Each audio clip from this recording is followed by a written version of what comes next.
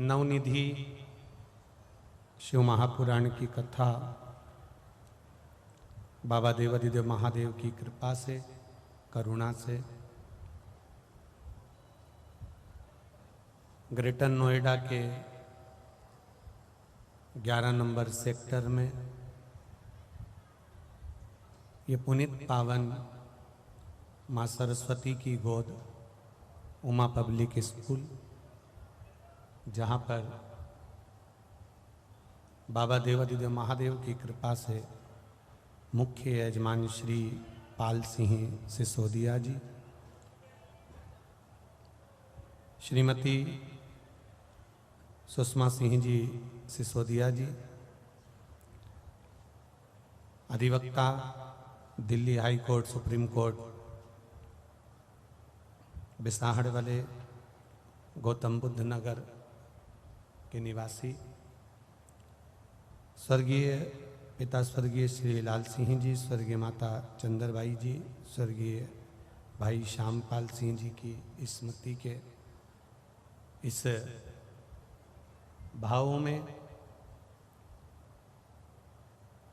श्री पाल सिंह जी सिसोदिया द्वारा ये पावन शिव महापुराण की कथा का सुंदर एवं भव्य आयोजन उमा पब्लिक स्कूल के इस पावन प्रांगण में श्रवण करने का सौभाग्य मिला है। बड़े भाग्यशाली हैं ग्रेटर नोएडा के आप सभी श्रोता भाई बहन, जो भगवान शिव की पावन कथा को श्रवण करने के लिए इस चिलचिलाती हुई तपती हुई धूप में भी आप इतनी अधिक संख्या में यहाँ पहुँचे, उसके लिए बहुत बहुत साधुवाद है आपका।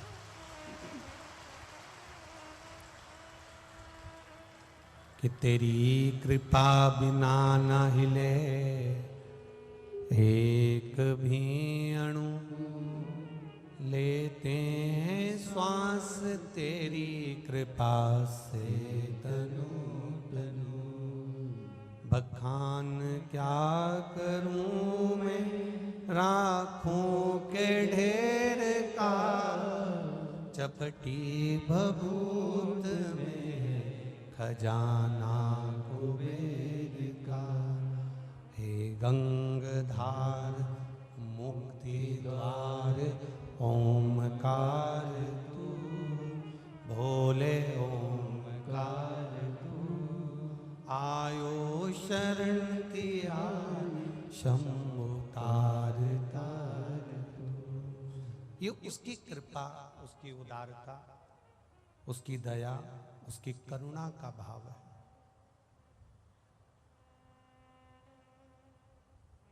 अगर ग्रेटर नोएडा की इस पावन धरा पर 11 नंबर सेक्टर में उमा पब्लिक स्कूल में अगर ये कथा चल रही है, तो कहीं ना कहीं आपका पुण्य प्रबल हुआ होगा, इसलिए ये कथा ग्रेटर नोएडा में आ गई। ये 11 नंबर सेक्टर में। सिसोदिया जी बता रहे थे, थोड़ा प्रेशर बढ़ा, सिसोदिया जी बता रहे थे कि ये कथा पहले 62 नंबर सेक्टर में शायद होने वाली थी। काहे सिसोदिया जी, सही है? 64 नंबर में,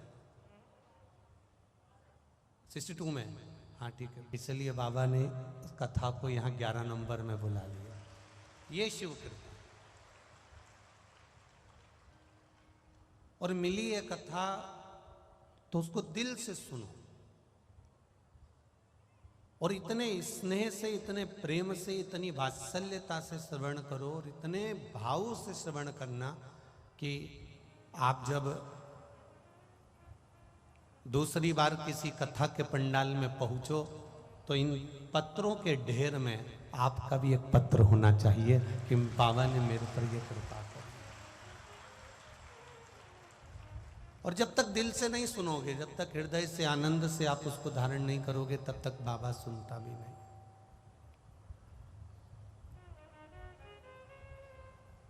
देखो,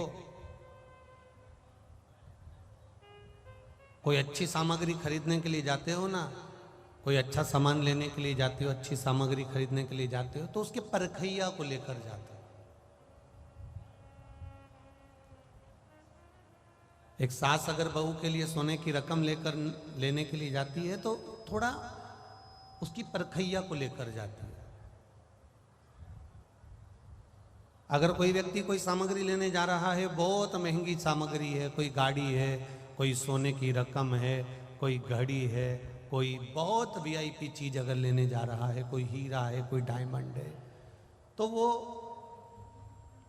उसके परखैया को लेकर जाता है। देखना साहब, ये पहचान, तुम तो अच्छी पहचान रखते हो, ये सोना असली है कि नहीं है, देखो जरा ये सोना ठीक है। परखैया को दिखाया, पहचान वाले को साथ में लेकर गए कि ये सोना सही है कि नहीं, ये चांदी सही है कि नहीं, ये आभूषण सही है कि नहीं, ये टीवी सही है कि नहीं, ये गाड़ी सही है कि नहीं, ये घड़ी सही है कि नहीं। पहचान वाले को लेकर गए हो साथ में कि ये सही चीज दे रहा है कि नहीं दे रहा। बस उतना ध्यान रखो कि अपन सोने की रकम खरीदने जाते हैं, डायमंड खरीदने के लिए जाते हैं, सामान खरीदने के लिए जाते हैं, तो किसी पहचान वाले को, परखदार को लेकर जाते हैं। उसी तरह जब हम भगवान शंकर की कथा में प्रवेश करते हैं तो किसी उसको साथ लेकर जाते हैं जो इसका परखदार होता है। कोई सदगुरु को साथ ले, कोई गुरुजन।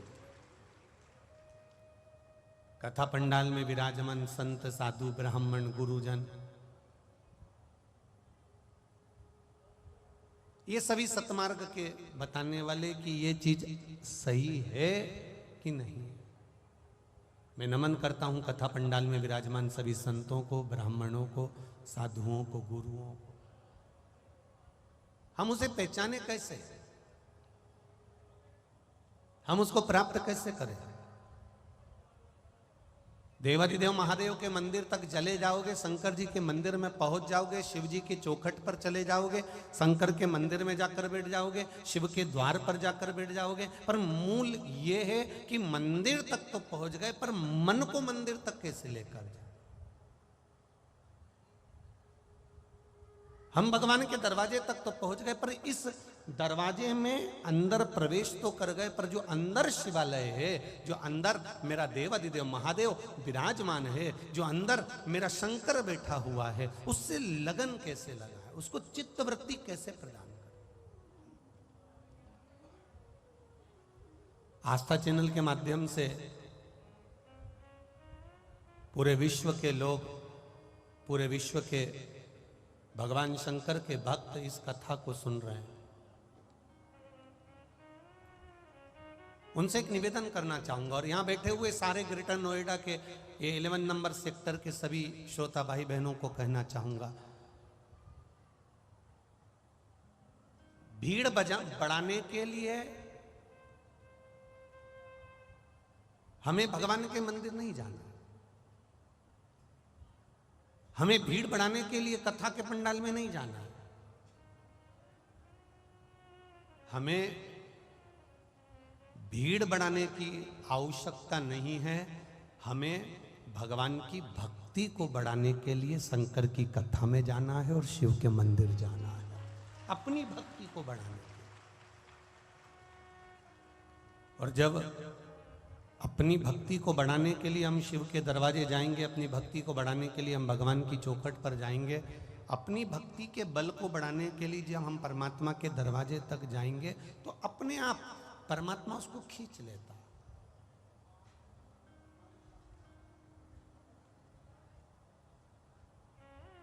जिस हाथ से हम देवाधिदेव महादेव को जल चढ़ाते हैं ना, वो हाथ मेरा महादेव कभी नहीं छोड़ता। शंभु शरणे पड़ी मांगू घड़ी रे दुख काटो दया करी ने दर्शन। भगवान जिस हाथ से हम भगवान देवाधिदेव महादेव को जल चढ़ाते हैं, महादेव उस हाथ को थाम लेता, उस हाथ को पकड़ लेता।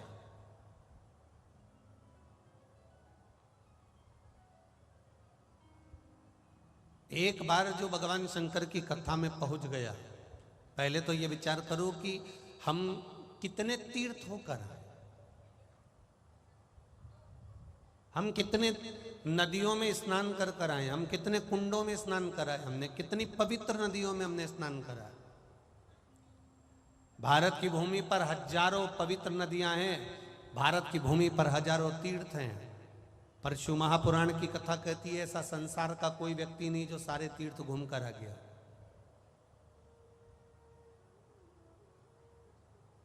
संसार का ऐसा कोई व्यक्ति नहीं जो सारी नदियों में स्नान कर कर आ गया। संसार का ऐसा कोई व्यक्ति नहीं जो सारे तीर्थों का पुण्य लेकर आ गया। पर शिव महापुराण की कथा कहती है आप अगर सारे तीर्थ होकर नहीं आए हो, सारे मंदिर होकर नहीं आए हो, सारी पवित्र नदियों में आप स्नान कर कर नहीं आए हो, कोई बात नहीं। शिव महापुराण की कथा कहती है एक बार शिव महापुराण की कथा में जो जाकर बैठ जाता है उसको सारी नदियों के और सारे तीर्थों का पुण्य अपने आप प्राप्त हो जाता है। उसके पास में स्वयं देवाधिदेव महादेव अपने आप सारी पुण्यता प्रदान कर देते, सारी पवित्र नदियों का भाव प्रदान कर देते हैं, सारा तीर्थ का पुण्य फल उसको दे देते हैं, सारा पुण्य फल। मैंने तेरे ही भरोसे बाबा, तेरे ही भरोसे हवा बिच उड़ती जावांगी बाबा, डोर हत्थू छड़ी ना में कटी जावांगी, भोले मैं तेरी पतंग, शंभू मैं तेरी पतंग, हवा बिच उड़ती जावांगी बाबा, डोर हत्थू छड़ी ना में कटी जावांगी। उसका भजन करना।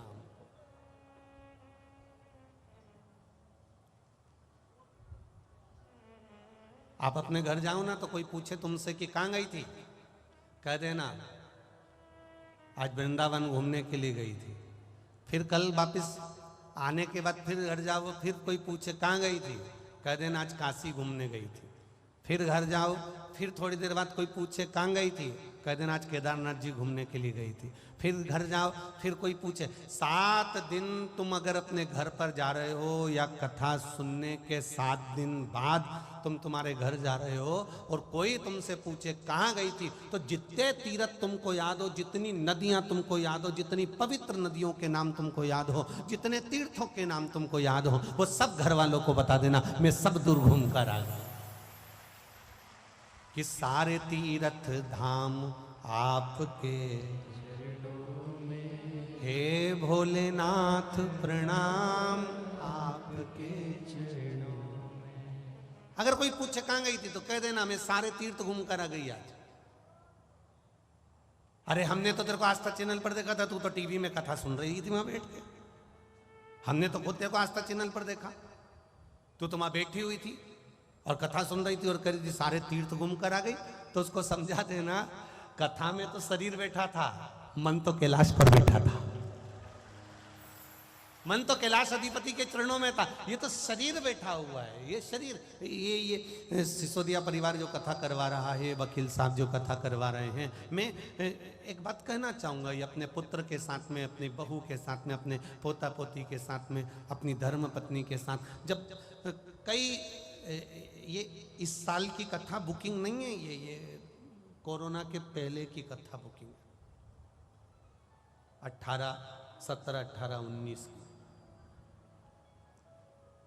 अब उस समय पर जो कथा